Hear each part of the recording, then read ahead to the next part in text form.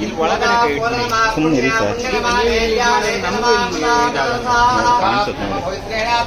ಮೂರ್ತಿ ಮುಗಿಯುವವರೆಗೂ ಯಾರ್ಯಾರು ನಿಂತಿರಲ್ಲ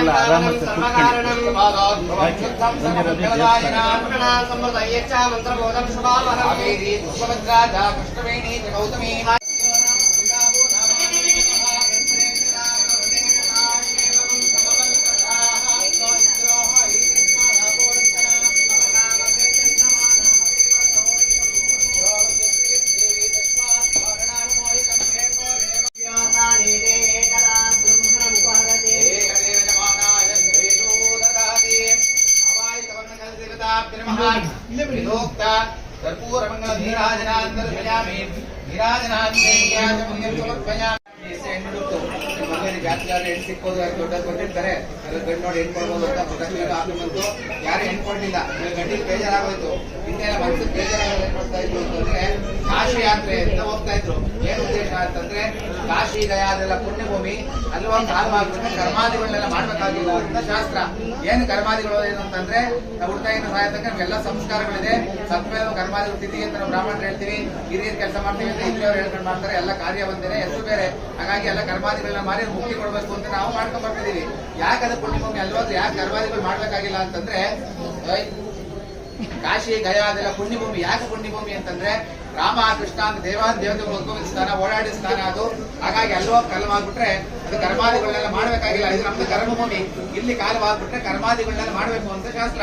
ಹಾಗಾಗಿ ಹಿಂದೆ ಎಲ್ಲ ಜವಾಬ್ದಾರಿ ಕಳ್ಕೊಂಡು ಏನ್ ಮಾಡ್ತಾ ಇದ್ರು ದೊಡ್ಡವರು ಅಂತಂದ್ರೆ ಮಕ್ಳುವರಿಗೆಲ್ಲ ಮದುವೆ ಮಾಡ್ಬಿಟ್ಟು ಅವ್ರ ಜವಾಬ್ದಾರಿ ಕಳೆದ್ಮೇಲೆ ಕಾಶಿ ಯಾತ್ರೆ ಅಂತ ಹೊರಟೋಗ್ತಿದ್ರು. ಈಗ ನಾವು ಹೋಗ್ತೀವಿ ಕಾಶಿ ಯಾತ್ರೆ ಹೆಂಗ್ ಹೋಗ್ತೀವಿ ಅಂತಂದ್ರೆ 21 ದಿನ ಹೋಗ್ತೀವಿ, 22 ದಿನ ವಾಪಸ್ ಬಂದ್ಬಿಡ್ತೀವಿ. ಒಬ್ಬೊಬ್ರು 4 ಸತಿ ಕಾಶಿ ಯಾತ್ರೆ ಮಾಡಿದೀವಿ ಆಗ್ಲೇನೆ. ಈಗ ನಮ್ ಗಂಟೆ ಮಾಡ್ತು ಇಲ್ಲಪ್ಪ ನಾನು ಪಾದಯಾತ್ರೆ ಹೋಗ್ತೀನಿ ಅಂತ ಹೊರಟಿತ್ತು. ಹಿಂದೆ ಕಾಶಿ ಯಾತ್ರೆ ಹೋದ್ರೆ ಯಾಕೆ ವಾಪಸ್ ಬರ್ತಾ ಇರ್ಲಿಲ್ಲ ಅಂತಂದ್ರೆ ಪಾದಯಾತ್ರೆ ಹೋಗ್ಬೇಕಾಗಿತ್ತು, ವಾಹನಗಳು ಸೌಕರ್ಯ ಇರಲಿಲ್ಲ. ಕಾಶಿ ಯಾತ್ರೆ ಮಾಡೋ ಅಷ್ಟೊತ್ತಿಗೆ ಅವ್ರಿಗೆ ಆಯಸ್ಸು ಆಸಕ್ತಿ ಶಕ್ತಿ ಎಲ್ಲ ಮುಗಿದೋಗ್ತಾ ಇತ್ತು. ಹಾಗಾಗಿ ಕಾಶಿ ಯಾತ್ರೆ ಹೋದವ್ರು ಯಾರು ವಾಪಸ್ ಬರ್ತಾ ಇರಲಿಲ್ಲ, ಅಲ್ಲೇ ಕಾಲ ಮಾಡ್ಬಿಡ್ತಿದ್ರು. ಹಾಗಾಗಿ ನಮ್ ಗಂಟೆ ಏನ್ ಮಾಡ್ತಾ ಇಲ್ಲ, ನಂಗೆ ಮನಸ್ಸಿಗೆ ತುಂಬಾ ಬೇಜಾರಾಗಿದೆ, ನನ್ನ ಗೃಹಸ್ಥಾಶ್ರಮದಿಂದ ಸೀದಾ ವಾನಪ್ರಸ್ಥಕ್ಕೆ ಕಾಶಿ ಯಾತ್ರೆ ಹೊರಟೋಗ್ತೀನಿ ನಾನು ಅಂತ ಹೊರಟಿತ್ತು. ನಾವೇನ್ ಮಾಡಿದ್ವಿ, ಬೇಡ ಬಾರಪ್ಪ ನಮ್ಮಲ್ಲಿ 2 ಹೆಣ್ಣಿದೆ, ನಾವು ನಿಮ್ ಮದುವೆ ಮಾಡ್ಕೊಡ್ತೀವಿ, ನಿಮ್ ಮದುವೆ ಮಾಡ್ಕೊಂಡು ದಾಂಪತ್ಯ ಸುಖಗಳನ್ನ ಅನುಭವಿಸಿ ಅಂದ್ರೆ ಹೆಂಡತಿಗೆ ಒದಗಿದ್ದು ಬಯಸ್ಕೊಂಡು ಎಲ್ಲ ಮಾಡ್ಬಿಟ್ಟು ಆಮೇಲೆ ಹೆಂಡತಿನೂ ಕರ್ಕೊಂಡು ಕಾಶಿ ಯಾತ್ರೆ ಹೋದ್ರೆ ಮಾತ್ರ ಪೂರ್ಣ ಫಲ ಸಿಗುತ್ತೆ. ಹಾಗಾಗಿ ದಂಪತಿಗಳು ಸಮೇತನಾಗಿ ಹೋಗುವಂತೆ ನಾವು ಮದುವೆ ಮಾಡ್ಕೊಡ್ತೀವಿ ಅಂತ ಈ ಬಾಗಿಲು ಕಳಿದ್ವಿ. ಸ್ವಾಮಿ ಏನ್ ಮಾಡ್ತು, 8 ವರ್ಷ ನೋಡ್ಬೇಕು ಅಂತ ಕೇಳ್ತು. ನಾವೇನ್ ಮಾಡಿದ್ವಿ, ಇಬ್ರು ಅಮ್ಮನವ್ರನ್ನ ತೋರ್ಸಿದ್ವಿ. ಗಂಡ ಹೆಣ್ಣಿಬ್ರು ಒಪ್ಕೊಂಡ್ರು. ನಮ್ಗೆ ಅಂತ ಸಂಬಂಧ ಒಪ್ಪಿಗೆ ಆಯ್ತು. ಸಂಬಂಧ ಮಾಲ್ಕೆ ಮಾಡ್ಕೊಂಡು ಅಂದ್ರೆ ಆರ ಬದಲಾಯಿಸ್ಕೊಂಡು ಈಗ ಒಳಗ್ ಕರ್ಕೊಂಡ್ ಬಂದು ಕೂರ್ಸಿದೀವಿ. ಕೂರ್ಸಿದ್ಮೇಲೆ ಏನ್ ಮಾಡ್ಬೇಕು, ಗಂಡಿಗೆ ಉಪಚಾರ ಮಾಡ್ಬೇಕು. ಏನು ಉಪಚಾರ, ನಮ್ಮ ಮದುವೆ ಮೊದಲೇ ಮಾಡ್ತೀವಿ ಪರೋಪಚಾರ ಅಂತ. ಏನೋ ಗಂಡಿಗೆ ಬಂದ ತಕ್ಷಣ ಪೂರ ಕೇರ್ ಕೊಡ್ತೀವಿ, ಕೈ ತೊಳಿತೀವಿ, ಕಾಲು ತೊಳಿತೀವಿ, ಕುಡಿಯಕ್ ನೀರ್ ಕೊಡ್ತೀವಿ, ಗಾಳಿ ಬೀಸ್ತೀವಿ, ಛತ್ರಿ ಹಿಡಿತೀವಿ, ಇದೆಲ್ಲ ಮಾಡ್ತೀವಿ. ಈ ಸ್ವಾಮಿನ ಪೀಠಕ್ಕೆ ಕೂರಿಸ್ಬಿಟ್ಟಿದೀವಿ ನಾವು. ಅದನ್ನೆಲ್ಲ ಮಾಡಕ್ಕಾಗಲ್ಲ. ಮಾಡ್ಲಿಲ್ಲ ಅಂದ್ರೆ ಗಂಡಿ ಬೇಜಾರ್ ಮಾಡ್ಕೊಳತ್ತೆ. ಅರ್ತಿ ಬೇಜಾರ್ ಮಾಡ್ಕೋಬಾರ್ದು. ಒಂದು ದರ್ಭಾಸನ ಹಾಕೊಂಡು ಕುತ್ಕೊಳ್ಳಿ ಅನ್ನೋ ಉದ್ದೇಶಕ್ಕೋಸ್ಕರವಾಗಿ ಒಂದು ಕೂರ್ಚನ ಕೈ ಕೊಟ್ಬಿಡು ಅಂತ ಶಾಸ್ತ್ರ ಹೇಳುತ್ತೆ. ನೀವು ಕೇಳ್ಬೋದು, ದೇವ್ರ ಕಾಲಲ್ಲಿ ತೊಳಿತೀರಾ, ಪೀಠಕ್ಕೆ ಕೂರಿಸ್ಬಿಟ್ಟಿದ್ರ, ಕಾಲು ತೊಳೆಯಲ್ಲ, ಕೈ ತೊಳೆಯಲ್ಲ ಅಂತ. ನಮ್ಮ ಮಂತ್ರದಲ್ಲಿ ಪಾದಯೋಹ ಪಾದ್ಯಂ ಸಮರ್ಪಯಾಮಿ ಅಂತ 2 ಉದಾಹರಣೆ ಪಾದಕ್ಕೆ ತೋರಿಸ್ಬಿಡ್ತೀವಿ. ಅದು ಕಾಲು ತೊಳೆಯಕ್ ನೀರು, ಹಸ್ತಯೋಹ ಅರ್ಘ್ಯಂ ಸಮರ್ಪಯಾಮಿ, ಕೈ ತೊಳೆಯಕ್ ನೀರು, ಮುಖ ಆಚಮನಿಯಂ ಸಮರ್ಪಯಾಮಿ, ಆಚಮನ ಮಂತ್ರ ಹೇಳ್ಕೊಂಡು ಮಾಡ್ತೀವಿ. ನಾವ್ ಇಷ್ಟ ತನಕ ಏನ್ ಮಾಡಿದ್ವಿ, ಪುಣ್ಯ ಮಾಡ್ಕೊಂಡ್ವಿ. ಏನ್ ಪುಣ್ಯ ಅಂದ್ರೆ ಮದುವೆ ತಂದಿರ್ತಕ್ಕಂಥ ಪದಾರ್ಥನ, ಸ್ಥಳನ, ದೇಹನ ಎಲ್ಲ ಶುದ್ಧಿ ಮಾಡ್ಕೊಂಡ್ವಿ. ಮಧುಪರ್ಕ ಅಂತ ಪೂಜೆ ಮಾಡ್ಕೊಂಡ್ವಿ. ಏನು ಮಧುಪರ್ಕ ಅಂತಂದ್ರೆ ಹಾಲು, ಮೊಸರು, ತುಪ್ಪ, ಜೇನುತುಪ್ಪ, ಸಕ್ಕರೆ ಇದೆಲ್ಲ ಸೇರಿರ್ತಕ್ಕಂಥದ್ದು. ಇದು ಕೊಡೋ ಉದ್ದೇಶ ಏನು ಅಂತಂದ್ರೆ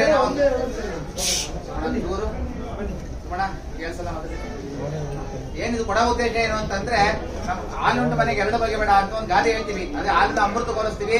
ಯಾಕಂದ್ರೆ ಮನುಷ್ಯ ಹುಟ್ಟಿದಾಗಿಂದ ಕಡೆ ಉಸಿರು ತನಕ ಹಾಲು ಬೇಕೇ ಬೇಕು ಪ್ರತಿನಿತ್ಯ.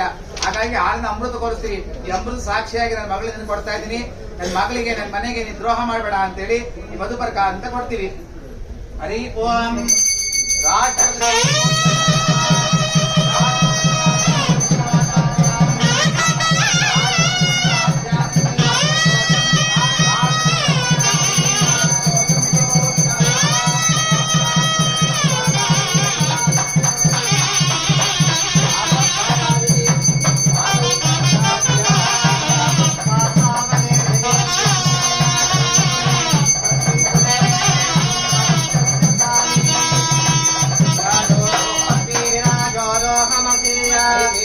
वीरं वीर्यमायुः कीर्तिर्वर्षाय श्रावणं ब्रह्मवर्चस्तमान्नाद्यं पादयोः पाद्यं पाद्यं समर्पयामि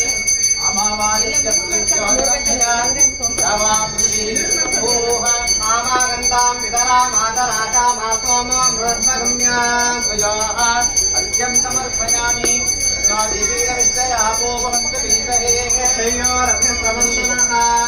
आचमनीयम् समर्पयामि मदनामदिवेति मधुपर्कं कृत्वा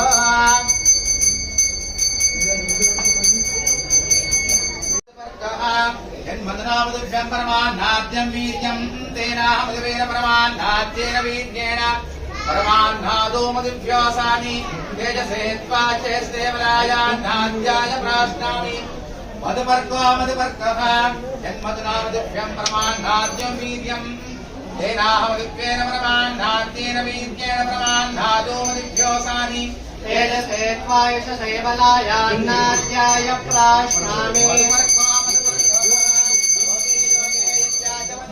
योगे योगे नमस्कारं वाजे वाजे हवामहे सायेन्द्रमुते अमृता विधानमसि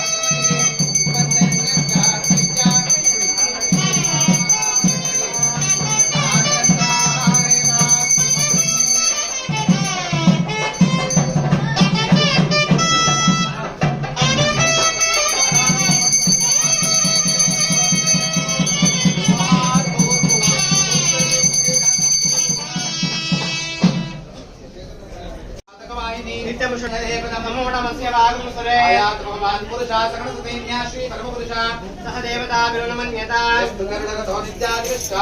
शान्तं कमलं पुण्डरीकाक्षं भगवन्तं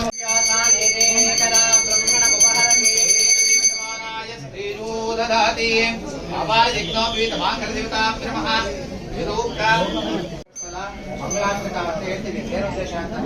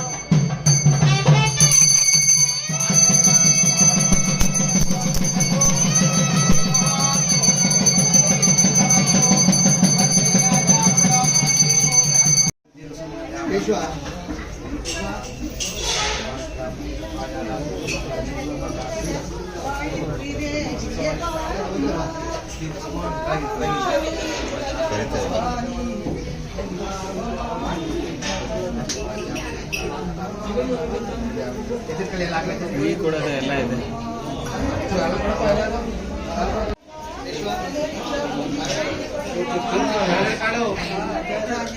भाई कैसा मिले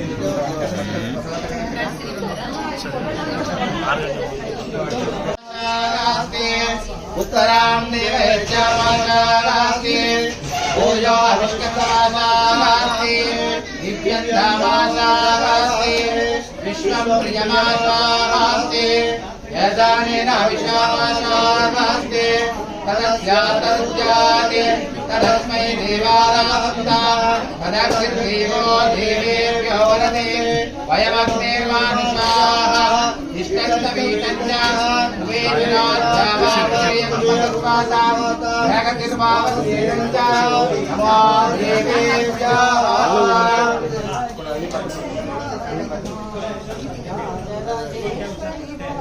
ಕೈ ಚೈನು ಕಾಲ್ ಚೈನು ಕೊಳ chain site car mobile laptop ಅಂಟಿ bag purse debit card credit card number ಸಮೇತ ಏನ್ ಬೇಕಾದ್ರೂ ಹಾಕ್ಬೋದು.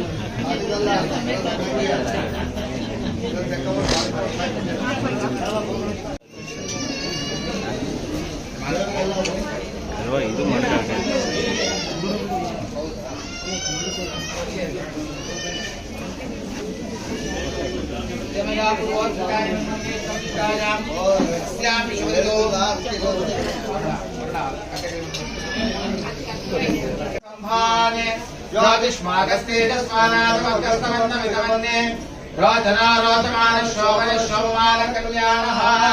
ಶ್ರೀನಿವಾಸ ಮಹೋತ್ಸವದಲ್ಲಿ ಭಕ್ತಾದಿಗಳು ನಮಸ್ಕರಿಸಿಕೊಂಡಂತ ಪಟ್ಟವಾಡಿ ಧೋತ್ರ ಪಟ್ಟವಾಡಿ ಪಂಚಕಂ ಪಟ್ಟವಾಡಿ ಕುಪ್ಪಸ ನಮಸ್ಕಾರ ಮಾಡ್ಕೊಬಿಡಿ.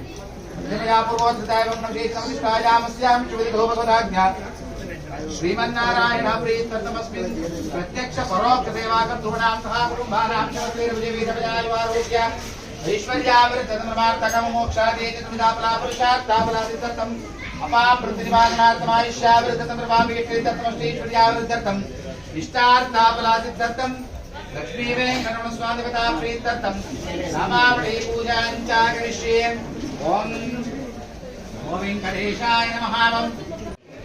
नामावली पूजां समर्पयामि।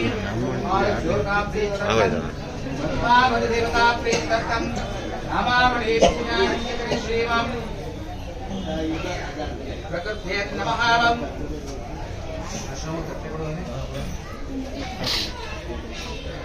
प्रकृत्यै नमः। विकृत्यै नमः। विद्यायै नमः। सर्वभूतहितप्रदाय नमः। श्रद्धायै नमः। विभूत्यै नमः। सुरभ्ये नमः। परमात्मकाय नमः। वादे नमः। पद्माय नमः। पद्माय नमः। प्रपद्येयं भवप्रपद्येयं शुभप्रपद्येयं भोर्भव शुभप्रपद्येयं अवानि देवाने वेदोक्ता मङ्गला नीराजना दर्शयामि। दूर